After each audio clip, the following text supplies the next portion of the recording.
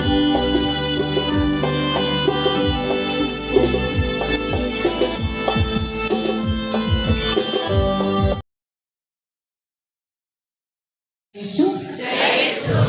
Melanie जोत से, मेरा नाम है क्लारा मीज।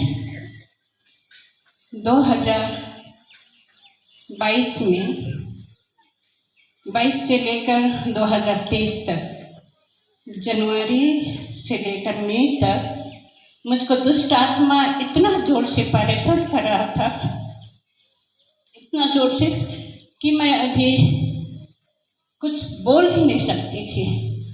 इसलिए मैं पेपर में लिख कर थोड़ा सा अपना साक्षी देना चाहती हूँ।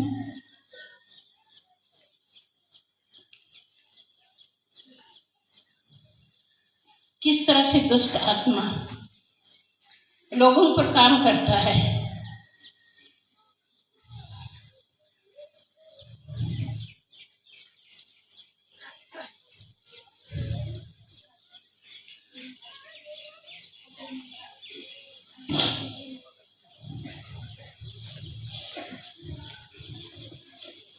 मैं देश विदेश घूमकर भी आई, लेकिन आज मुझे इस पेपर का सहारा लेना पड़ रहा है, जबकि मैं पहले सब कुछ कर सकती थी, सब कुछ।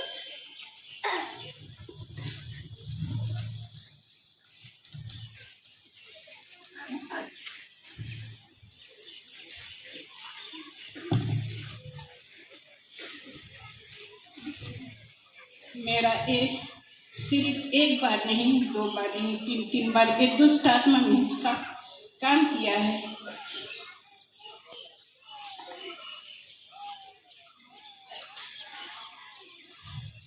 शायद अगर जेम्स नबी नहीं होते तो शायद आज मैं जिंदा नहीं होती।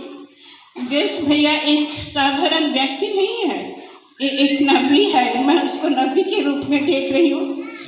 ईश्वर द्वारा भेजा हुआ एक नबी है। जिस तरह ईश्वर ने अपने प्रजा को बचाने के लिए मूसा को भेजा था, उसी तरह इस कलयुग में ईश्वर ने कई नबियों को भेजा है। इसमें एक हमारे बीच जेम्स भैया है, जो शैतान की जंजीरों से, विनाश की गर्द से, दलदल के कीचड़ों से फंसे लोगों को बचा सके। पहला पेतरुस 5:8 में लिखा है,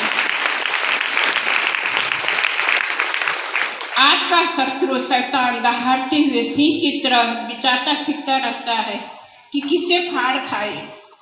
प्रार्थना करते रहने के बावजूद मैं ऐसी दुष्ट आत्मा में फंस गई, बोलने के लिए शब्द ही नहीं है। मोबाइल देखते हैं ना, आपके पास मोबाइल है? ये मोबाइल देख रहे हैं ना, हम लोग सब तो मोबाइल ही यूज़ करते हैं। ये मोबाइल कभी अच्छा है और कभी खराब भी है।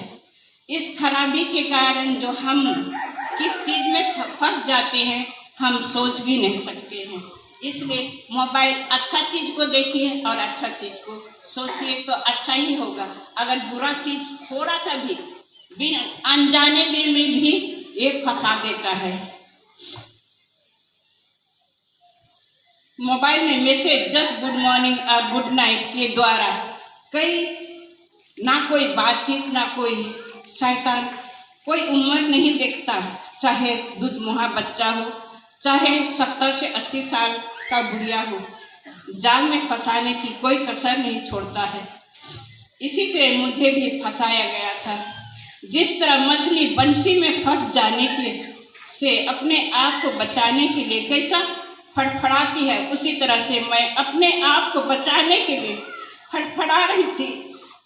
एक बार तो ऐसा लगा था कि जब अब मेरा सब कुछ खत्म हो गया, मैं कैसा बाहर निकलूंगी। मोबाइल के द्वारा सेक्स हैरेसमेंट करने लगा, जो मुझे पसंद नहीं थी। मैं तो सपना में भी नहीं सोची थी कि मेरे पीछे कोई आएगा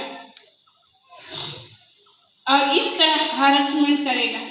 जब मुझे एहसास हुआ मुझे चैन नहीं लग रहा है, मैं ईश्वर से दूर हो गई हूँ। ईश्वर और एक दीवार बनकर खड़ा हो गया। तब मैं बोली, तुमने मुझे ईश्वर से क्यों दूर किया? मुझे अच्छा नहीं लग रहा है, मुझे छोड़ दो। क्योंकि ईश्वर का शांति को मैं पहले अनुभव कर चुकी थी। मैं नरक जाना नहीं चाहती हूँ, नरक को मैं देख चुकी हूँ, इसीलिए मुझे छोड़ दो। सक्रमण के पास जाकर फूट फूट कर रोने लगी। प्रभु मुझे ये क्या हो गया?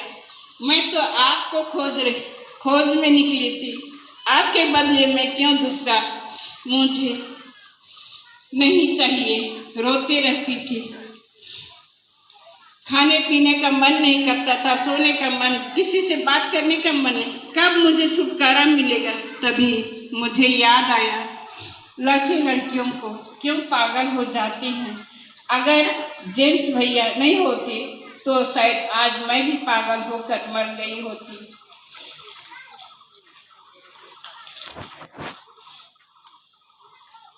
बहुत जगह गई प्रार्थना के लिए।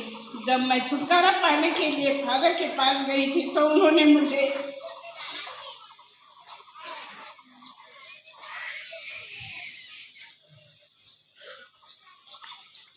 विश्वासघात कहकर भगा दिया। मैं निराश हो गई। मई महीना में मैं जब जेम्स के पास आई और काउंसलिंग की, जैसा उसने प्रार्थना किया, यीशु के वचनों द्वारा सांत्वना दिया, गाइड किया, और मैं उस प्रार्थना के द्वारा, काउंसलिंग के द्वारा आज़ाद हूँ। आज मैं स्वतंत्र हूँ। इसलिए मैं उसको नबी मानती हूँ और मानूंगी, क्योंकि उसने मुझे खूंखार जानवरों से छुटकारा दिलाया है। नबी जेम्स के पास वो सामर्थ है जो कठोर से कठोर दीवारों को भी तोड़ देता है। उसने तोड़ कर दिखा दिया। रोहित नहीं कर सके। बुरा मत मानिएगा, फादरों का मैं बदनाम नहीं करना चाहती हूँ।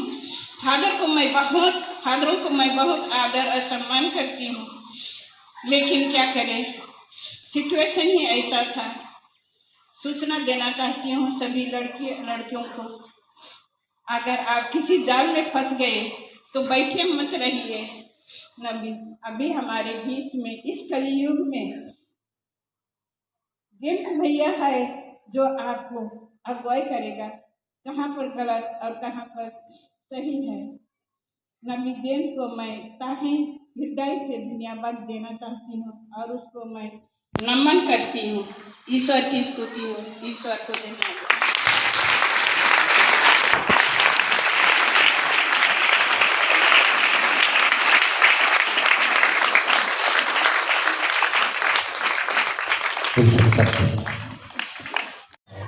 और परमेश्वर के जब से वरदान पाए होने बहुत सारे सच्चियाँ हैं, अनगिनत सच्चियाँ हैं। एक आदमी को सच से मार्गदर्शन करना सहज नहीं है।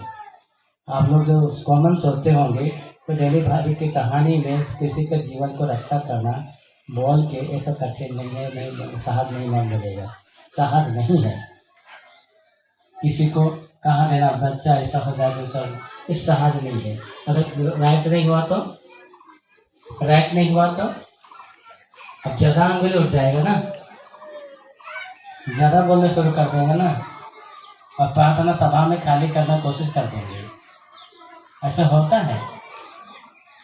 आप लोग तो बिना तैयारी में आ जाते हैं, बिना मतलब से आ जाते हैं, लेकिन हम लोग को जो मैं विशेष करना चाहूँगा, मैं भविष्यवाणी का आगे बात को बताता हूँ। ये भविष्यवाणी बात है, इतना दिन के अंदर हो जाएगा, हुआ। इतना दिन के अंदर छुट्टी मिल जाएगा, मिल गया। तुम्हारे बच्चा ठीक हो जाएगा, हो जाएगा। इसको बोलने के लिए साधारण बात नहीं है। कितना बार परमेश्वर से प्रार्थना करना पड़ता है और आरजी करना पड़ता है, उनके लिए माफ़ी और क्षमा मांगना पड़ता है। जब उसे कह दिया कैसे किया है, मैं नहीं सुनूंगा, तो कितना कठिन लगता है। मुझको मनाने के लिए आप नहीं जानते हैं, सच नहीं जानते हैं। आप लोग सोचते हैं कि परमेश्वर जल्दी से तरस हो जाता है, तरस होता है, लेकिन तुरंत तरस होने वाला नहीं है। अगर वैसा होता तो आप लोग का सबका प्रार्थना सुने होता। आप लोग भी रो रो के प्रार्थना करते हैं ना, करते ही कि नहीं करते हैं? सुने ही हो जाता है, हाँ? नहीं होता है। वैसे ही परमेश्वर अपन भक्तों को प्रार्थना स्वीकार करता है, लेकिन हम लोग को भी बोलते रहते हैं। तो चलिए हम धन्यवाद देते हैं।